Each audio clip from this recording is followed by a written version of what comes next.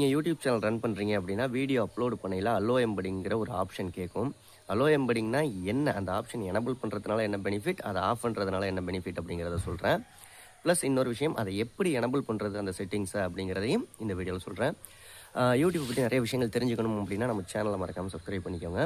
First allow embedding அப்படின்னா என்னென்னா, நீங்கள் அலோ எம்படிங் ஆப்ஷனை ஆன் பண்ணி வச்சுட்டு வீடியோ சேவ் பண்ணிவிட்டு அந்த வீடியோ எக்ஸாம்பிளுக்கு சொல்லணுன்னா ஒரு குரூப்பில் சரி ஒரு வாட்ஸ்அப்லேயே ஷேர் பண்ணுறீங்க அப்படின்னா அலோ எம்படிங் ஆனில் இருந்து நீங்கள் வாட்ஸ்அப்பில் ஷேர் பண்ணுறீங்க யாருக்கு உங்கள் ஃப்ரெண்டுக்கு அப்படின்னா அவங்க அந்த லிங்க்கை கிளிக் பண்ணி வாட்ஸ்அப்பில் ஓப்பன் பண்ணுறாங்க அப்படின்னா அந்த வீடியோ வாட்ஸ்அப்லேயே ப்ளே ஆகும்.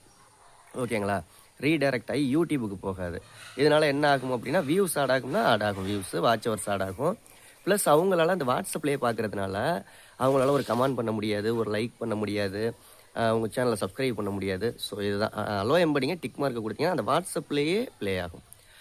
இதே அலோ எம்படிங்க ஆஃப் பண்ணி வச்சுட்டு அதே வீடியோ நீங்கள் உங்கள் ஃப்ரெண்டுக்கு வாட்ஸ்அப்பில் ஷேர் பண்ணுறீங்க அப்படின்னா அவங்க அந்த லிங்க்கை கிளிக் பண்ணாங்கன்னா டேரெக்டாக யூடியூப் ஓப்பன் ஆகி யூடியூப்பில் வீடியோ ஓட ஆரம்பிக்கும்.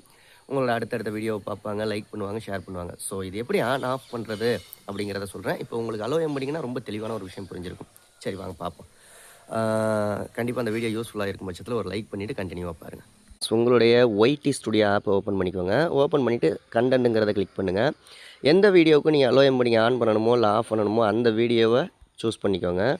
சூஸ் பண்ணிவிட்டு மேலே இருக்க பென்சில் ஐக்கானை கிளிக் பண்ணுங்கள். கிளிக் பண்ணிவிட்டு ஷோ மோருங்கிறத கிளிக் பண்ணுங்கள்.